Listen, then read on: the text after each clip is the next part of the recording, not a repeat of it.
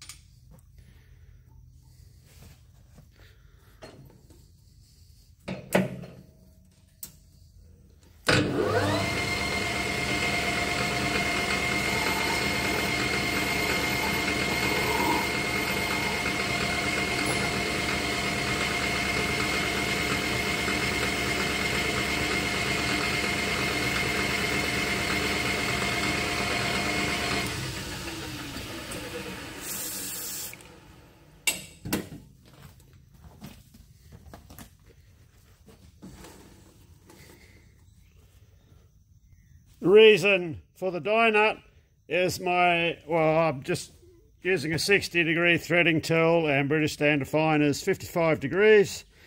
So I just take it down close and then just bring it to correct profile with the die nut.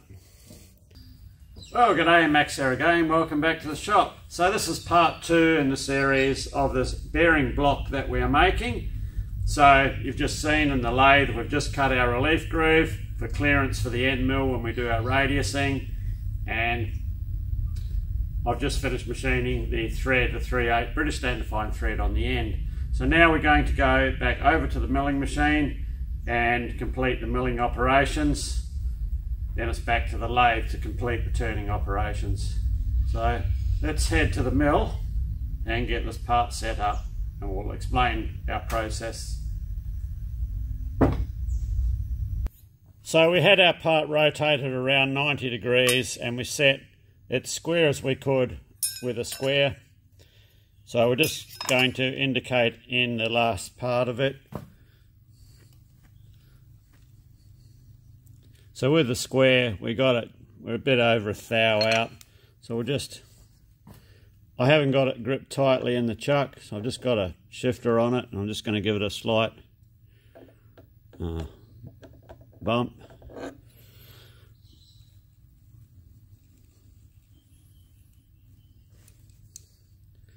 A bump too far.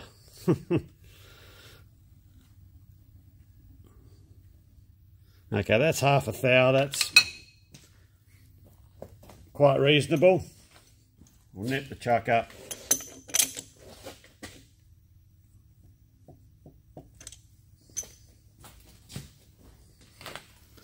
And double check.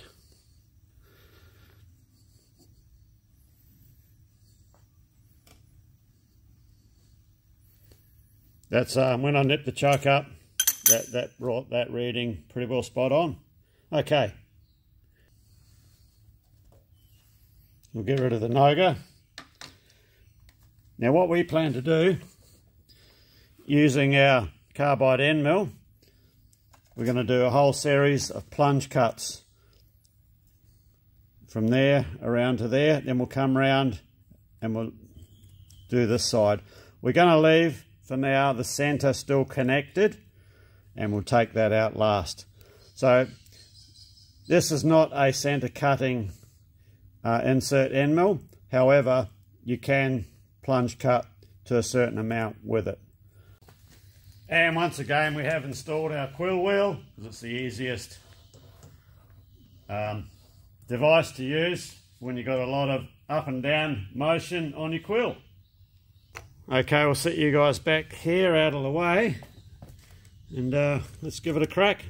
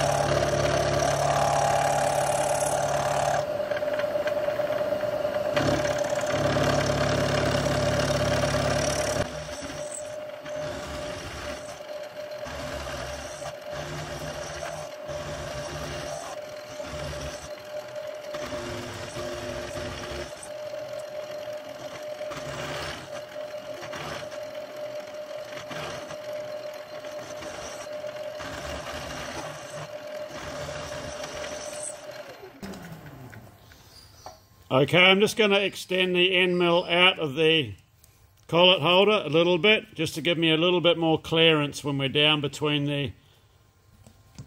the collet nut and his jaws. We're coming up pretty close.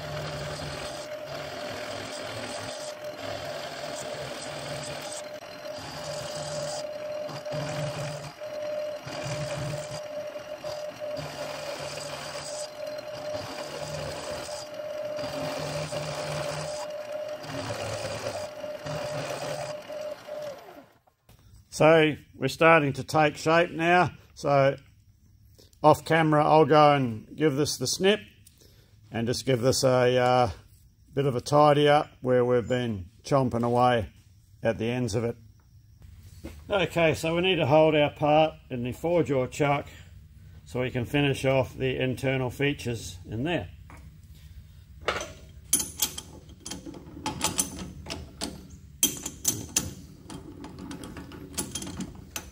Easy? Maybe, maybe not, we'll see.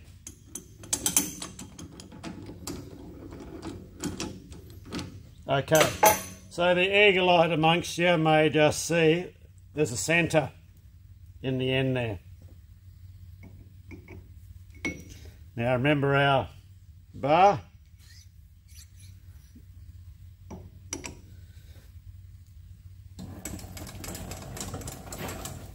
We'll bring our tailstock up.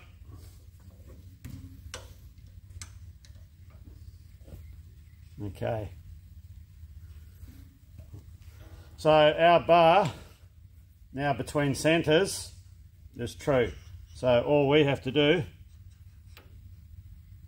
is grip our part, then take the bar out. Okay, for the stud, I've just got a little scrap bush. We'll go over the stud.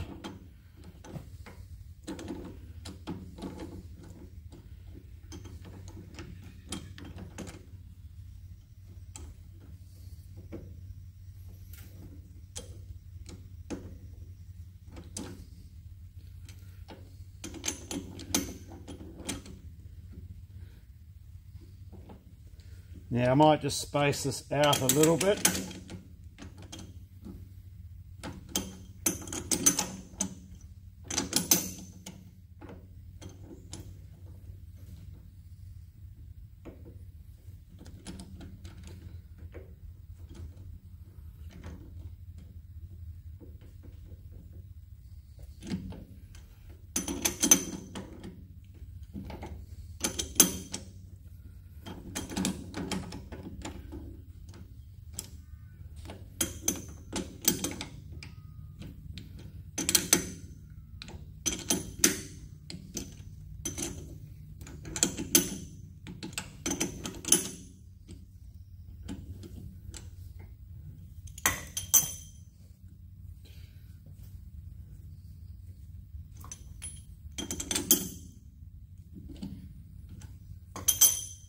Okay, so what we've got to do now I can't move the bar, so we're going to have to indicate the bar and see which way we're flexing it.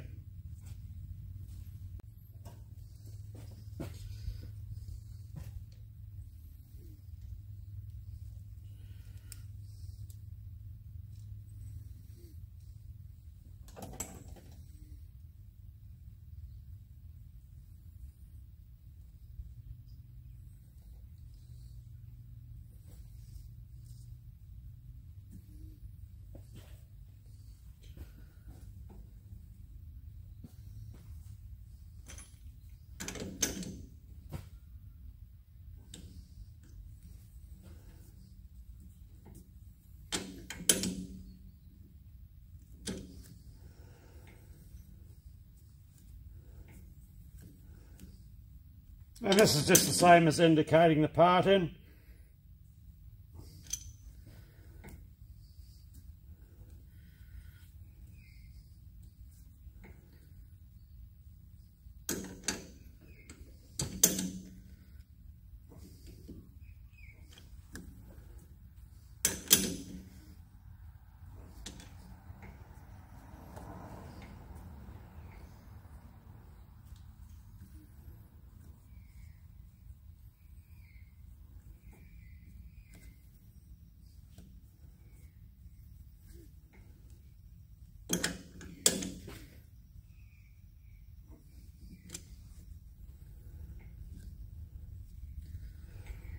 Okay, we're running within about 1/4 thou there. We're tight on all of our jaws. Let's back this out.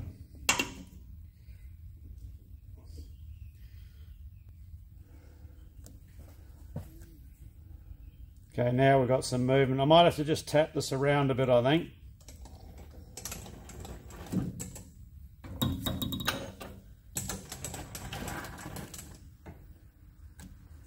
So indicating out the end of the bar.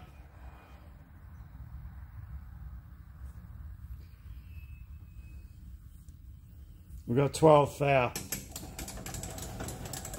Come up the other end. Yeah, it's changed now to a couple of thou, well, 1.5 thou. So we're going to have to tap it around a bit.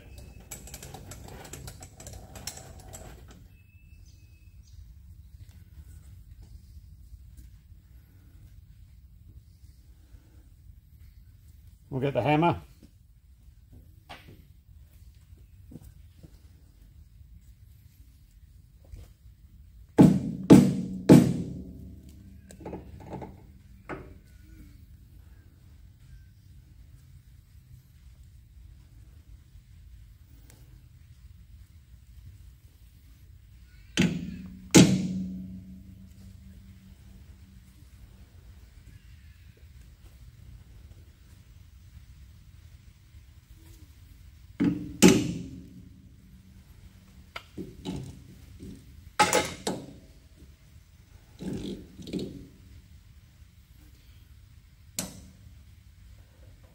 Let me take the indicator off for a sec. I don't want to hit on it as it's a new indicator. I'm just going to do this by eye. So what I'm going to be looking at is where it sits in relation to the centre.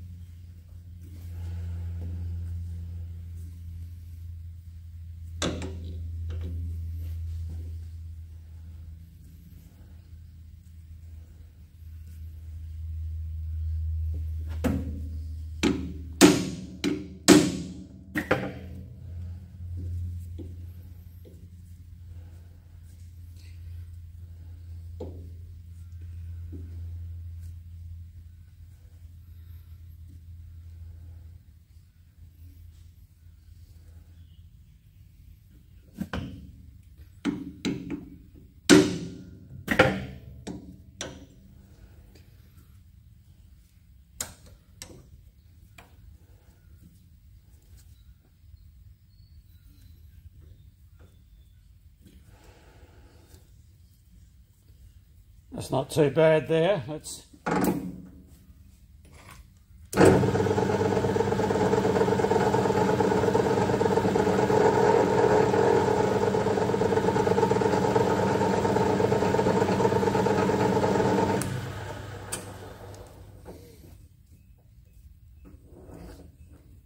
I can just move this bar and we're tight on the centre there. The centre's rotating.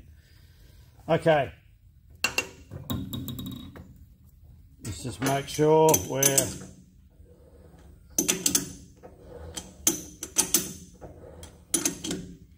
okay.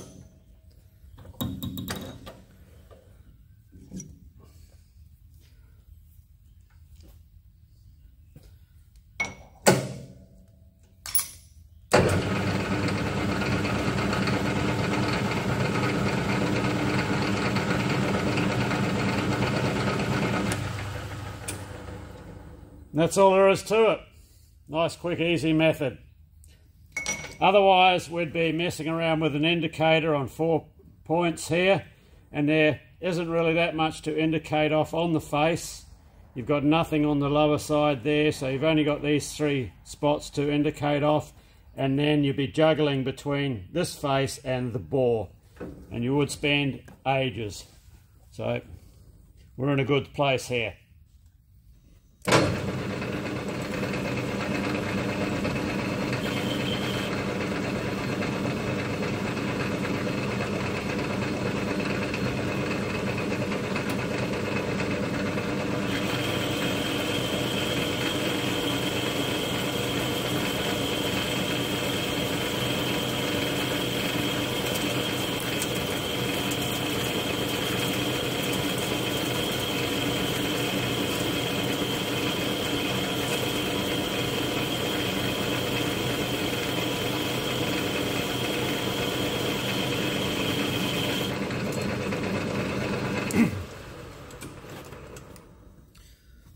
Okay, you won't see much of what's going on here, but I'm just boring it out for this bearing bore.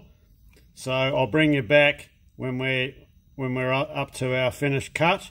I have to run the lathe quite slow because this jaw here is sticking out a fair bit, so it puts an imbalance in the machine.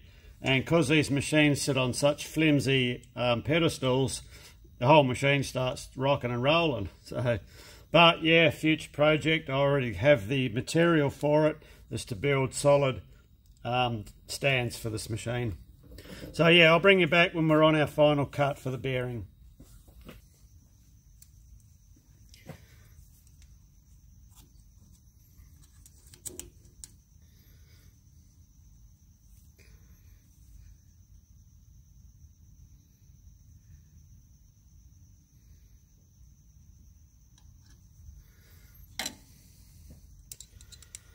Okay, so we have got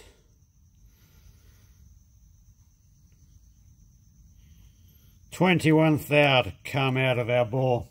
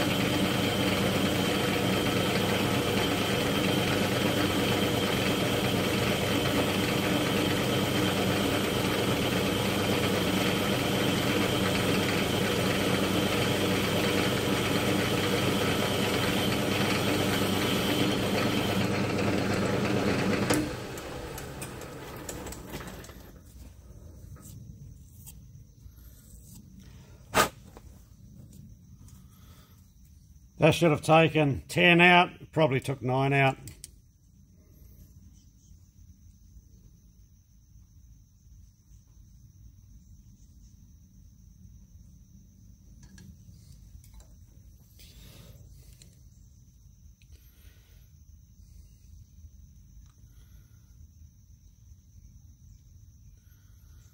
Ten and a half thou to go.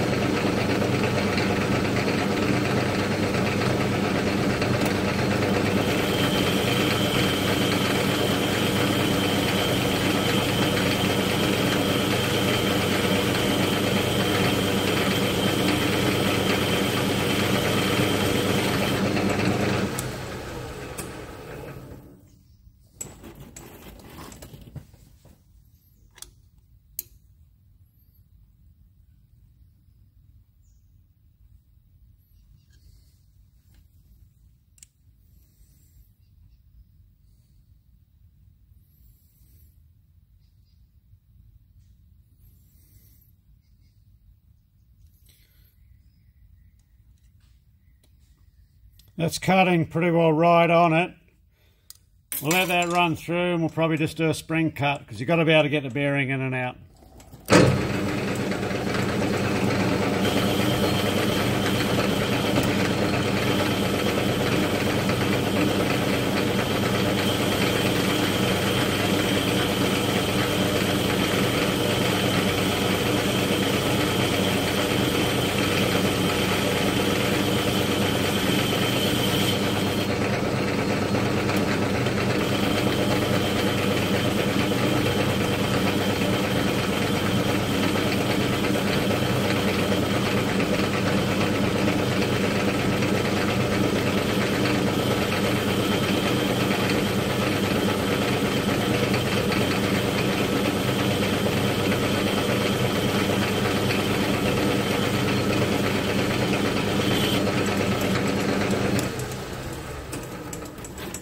Okay, so we should be there.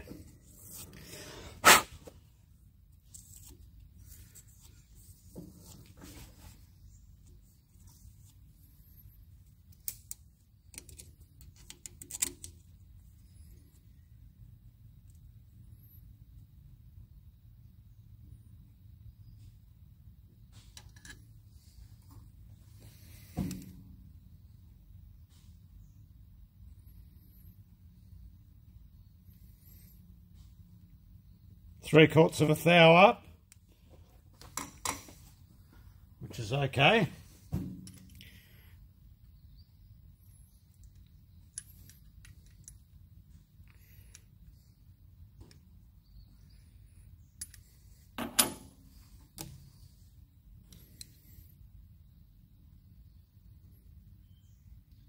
So our sample is slightly oval. So let's try the bearing.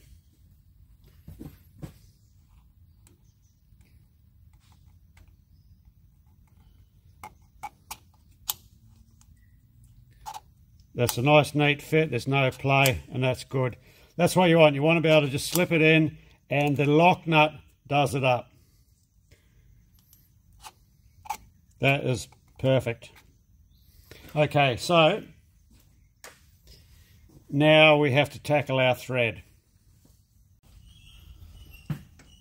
So while we still have the boring bar set up, there's this little relief area that we need to put in. So we'll put that in first. It just extends approximately half the width across the face.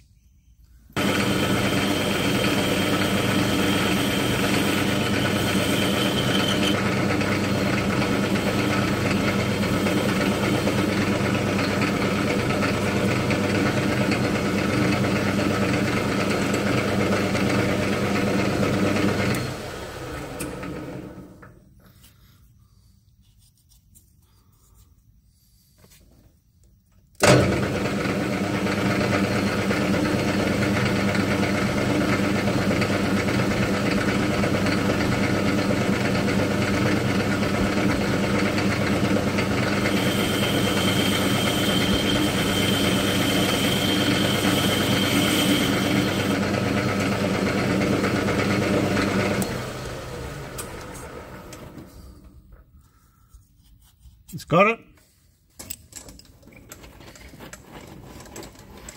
So we're just doing the bore for the thread.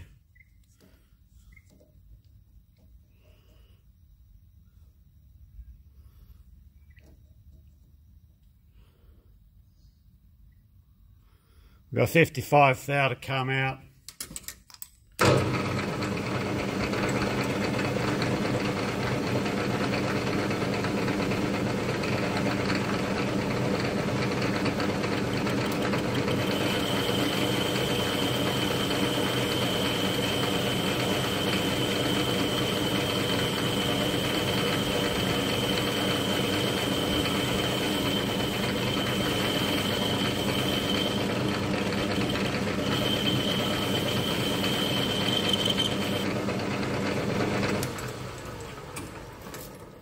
Just got to check our depth on that.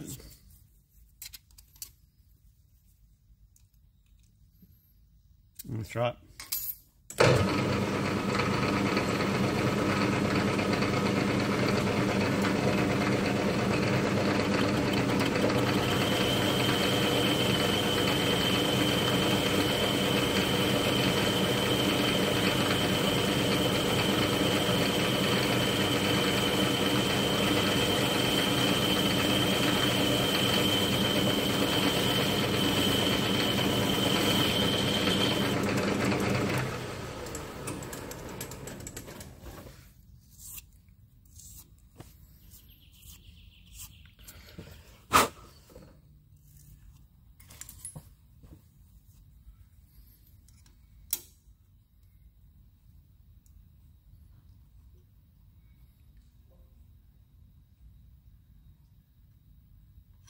So we're looking for 1/444.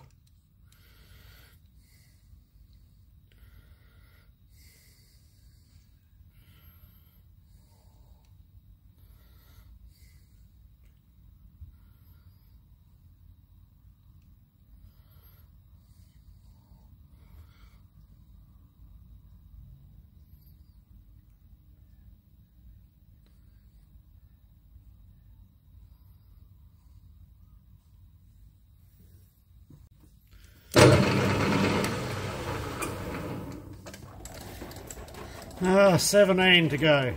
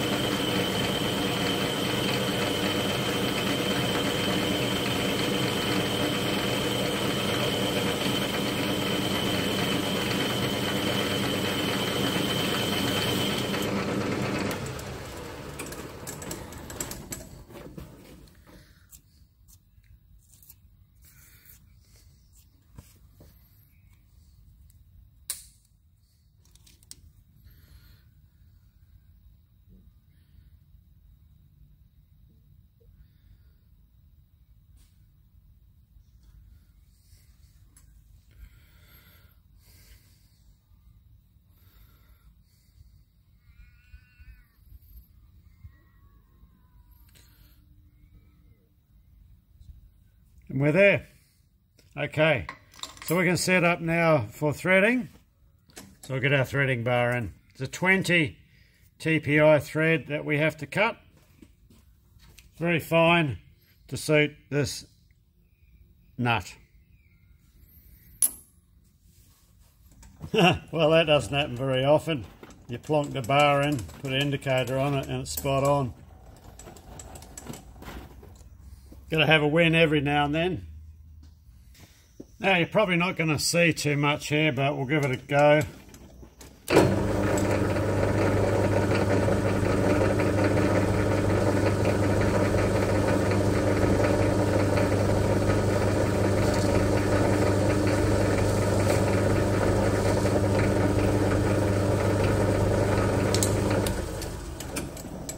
We'll blur it up, check our threads that we're cutting.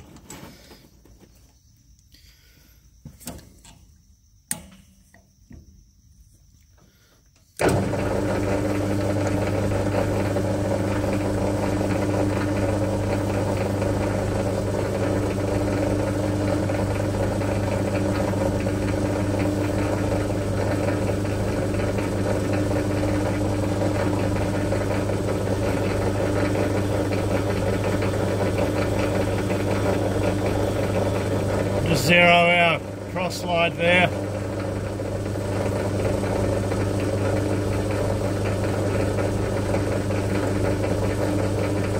Okay, we'll take a cut when the numbers come around.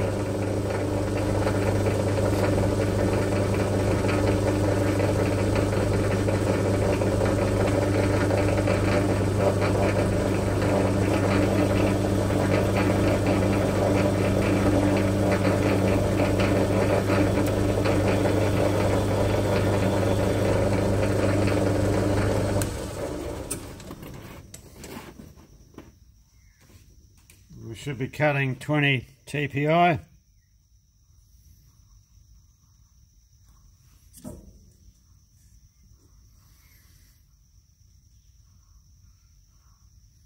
And we are. Okay. So our thread depth should be approximately 32 thou, but we'll see how that works out. And I've got the lathe running on its slower speed because, yeah, just the nature of it.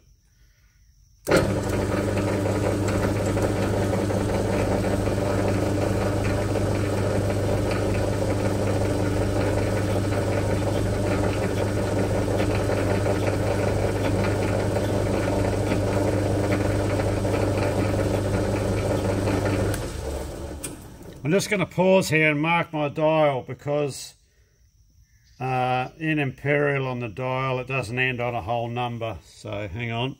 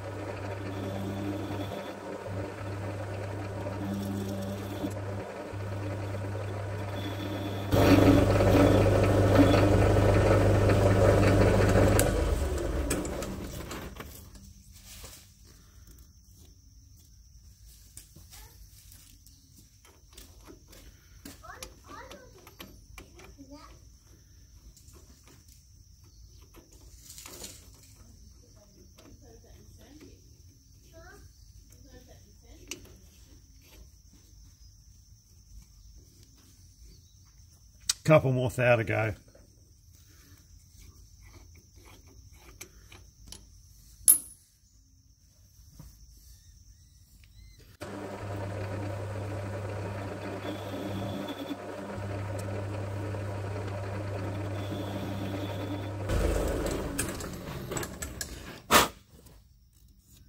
Right, we'll have a look at that.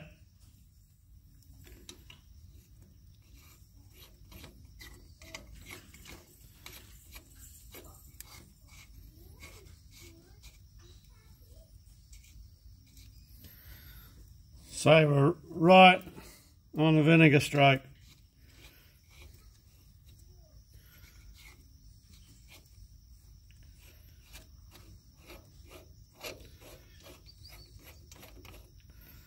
Let's put a bit of WD in for a finish pass.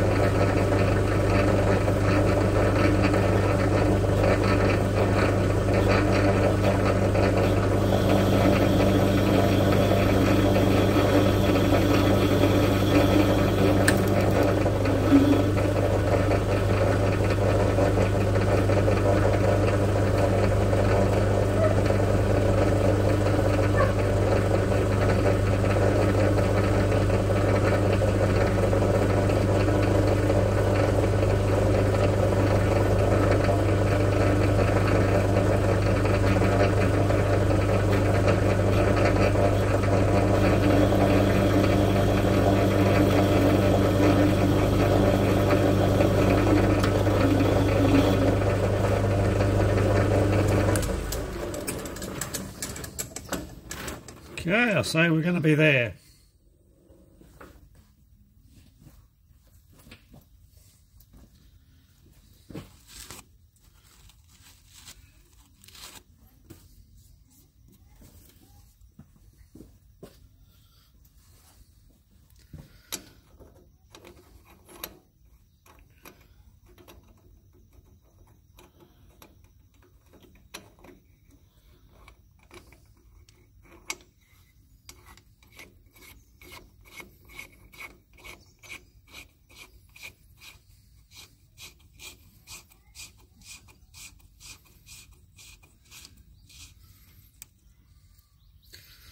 That's it.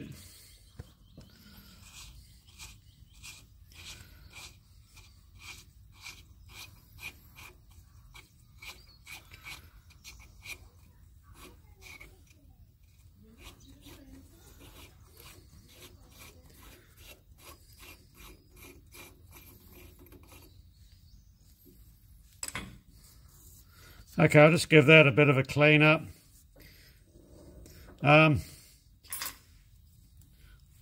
Just going to have to bore a little pocket out of this area here, as this one has here, just to clear the thread. We can actually do that with our threading tool.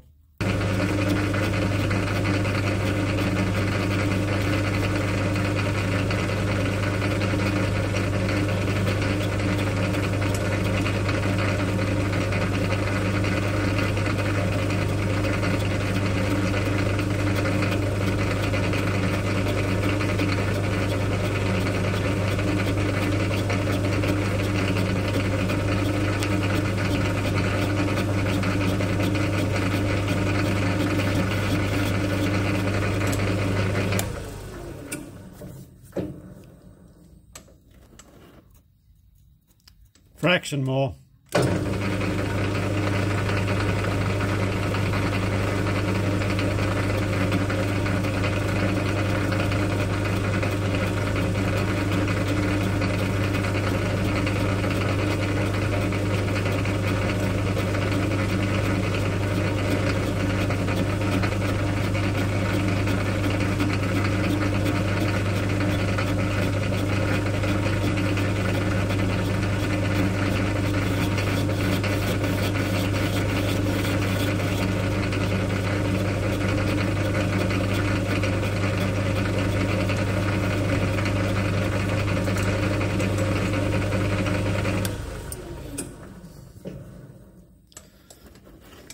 Got it.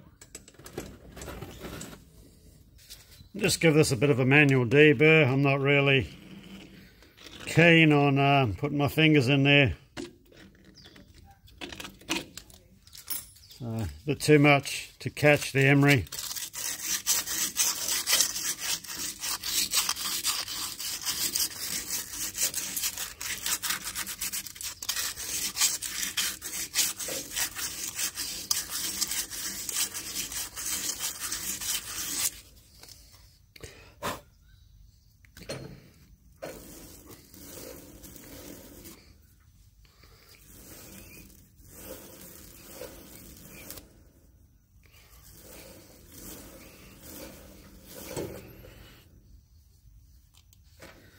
Now that feels good.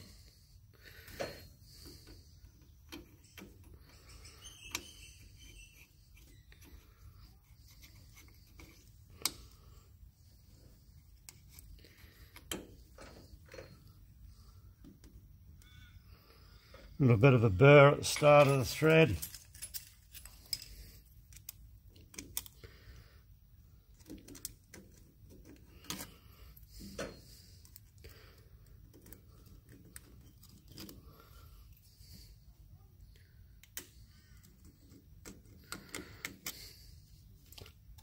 I'll get a scriber to get that.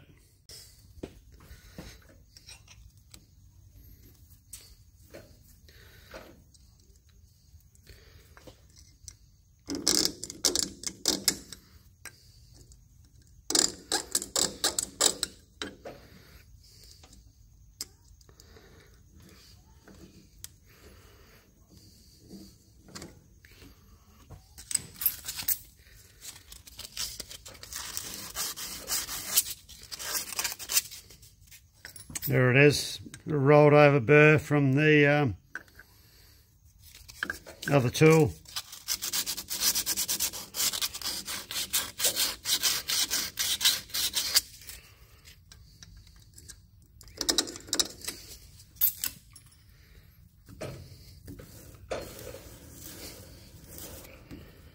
We'll try that.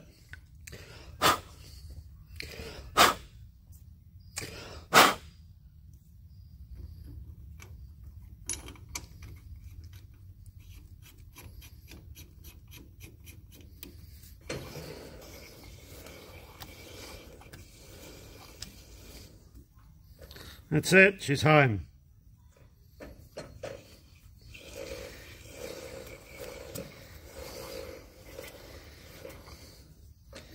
Yes, believe it or not, there are some places even I think twice about sticking my fingers in, and this is one of them. There's too much opportunity for, especially with bits sticking out, to grab you. And okay, so that all looks good. We can take this out of the lathe now. Okay, we've had a good result with our thread. Come out well. So now we can focus on evening up the outside so it matches the sample. Okay, here's the successful completion of our part.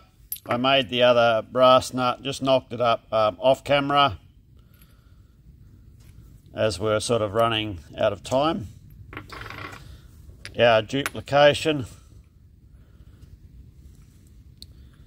came up very well. So I used the belt sander after we ran around with the end mill and just tizzied up the outside, just sort of rounded everything off a bit just to match the original casting. So all nice and easy, straightforward job. However,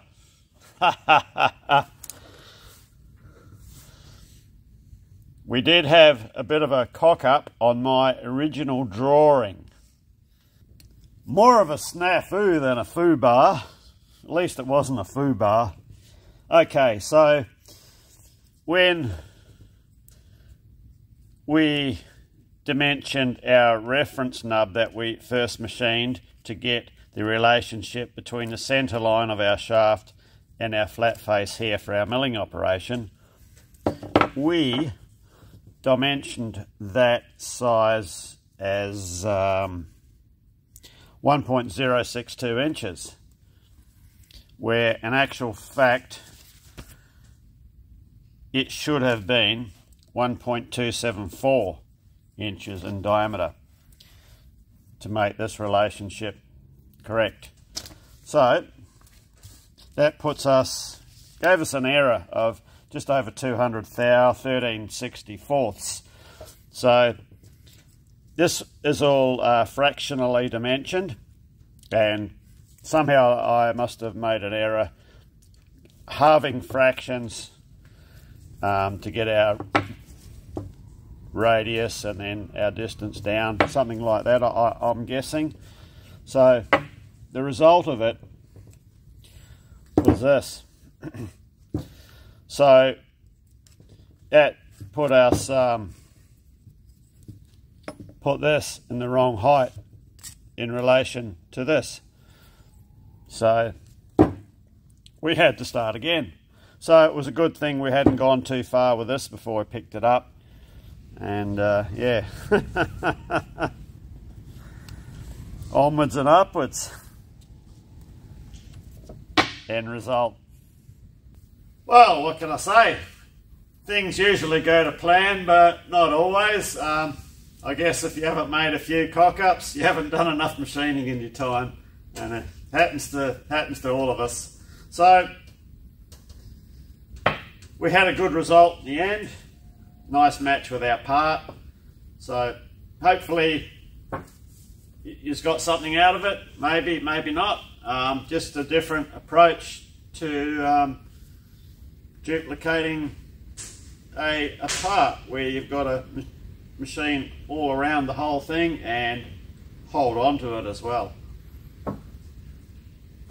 So anyway, cheers, thanks for watching, and hopefully see you in the next video.